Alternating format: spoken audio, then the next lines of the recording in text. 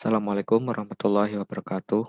Kembali lagi dengan saya Muhammad Sirajuddin di channel Tugas Media Sosial Teknik Sipil Universitas Pelita Bangsa. Nah, pada kesempatan kali ini saya ingin menyampaikan eh, tugas yang telah diberikan oleh dosen kita Bapak Purnama Sahrial Pradini, yang mana tema kali ini membahas mengenai teknologi bahan konstruksi. Baik teman-teman, langsung saja kita mulai. Pengertian dari bahan konstruksi. Teknologi bahan konstruksi adalah setiap bahan yang digunakan untuk membangun sarana dan prasarana dengan suatu perancangan konstruksi. Banyak bahan alami yang digunakan seperti tanah liat, ada pasir, kayu, batu, bahkan ranting dan daun yang telah digunakan untuk banyak sekali pembangunan ya. Selain dari bahan alami, buat produk bahan bangunan banyak juga digunakan dari beberapa kumpulan bahan sintetik. Kemudian manfaat mempelajari bahan konstruksi. Nah, tentunya banyak sekali ya teman-teman manfaat dari kita mempelajari bahan-bahan konstruksi ini. Yang pertama adalah memberikan pengetahuan dasar tentang bahan bangunan dan penggunaannya dalam konstruksi bangunan sipil secara umum.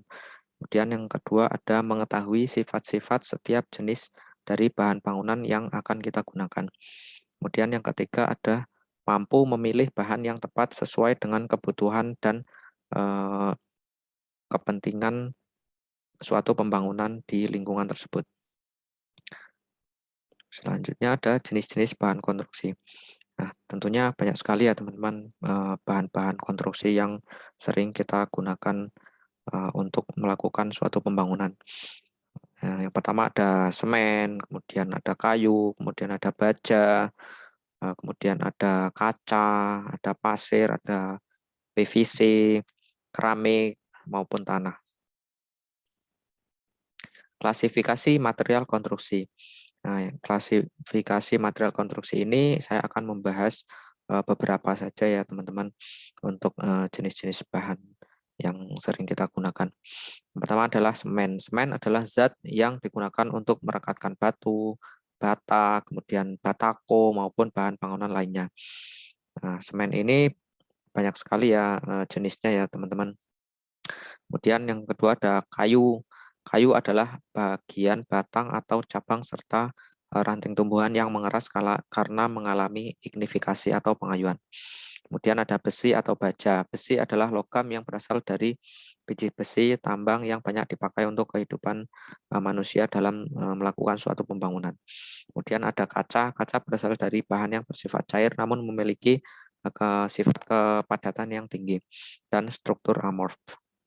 Kemudian selanjutnya ada PVC. PVC adalah polimer termoplastik urutan ketiga dalam hal jumlah pemakaian di dunia setelah polietilena dan polipropilena. Kemudian ada keramik. Nah, keramik adalah semua barang yang dibuat dari bahan-bahan tanah liat dan dilakukan proses pembakaran pada suhu tinggi. Dan yang terakhir ada tanah. Tanah adalah bagian kerak bumi yang tersusun dari mineral organik.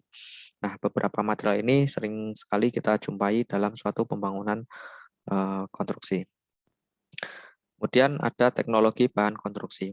Teknologi bahan konstruksi ini yang pertama adalah beton. Beton adalah bahan dasar beton terdiri dari semen, agregat kasar, kerakal, batu pecah, agregat halus, pasir, air, dan bahan tambahan lainnya.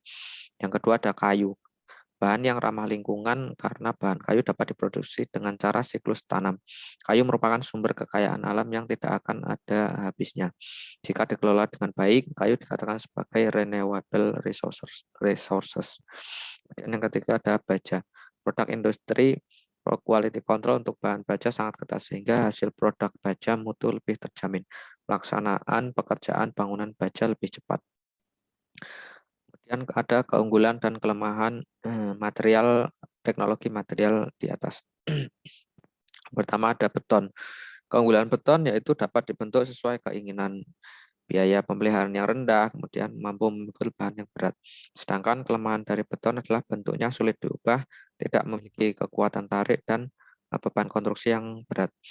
Kemudian yang kedua ada kayu. Keunggulannya dapat dibentuk sesuai kebutuhan, kemudian relatif mudah didapat, kemudian konstruksinya ringan, jenis kayunya jenis kayu yang solid, bisa awet dan tahan lama, kemudian relatif lebih murah.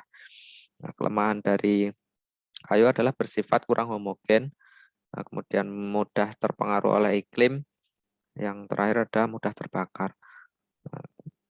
Yang ketiga ada baja. Keunggulan dari baja, daya tarik yang tinggi, hampir tidak memiliki perbedaan nilai muai dan susut, bisa didaur ulang. Sedangkan kelemahan dari baja adalah mudah berkarat, lemah terhadap gaya tekan, dan tidak tahan suhu tinggi. Mungkin itu saja yang bisa saya sampaikan. Apabila ada kurang lebihnya, saya mohon maaf. Kritik dan saran sangat saya nantikan untuk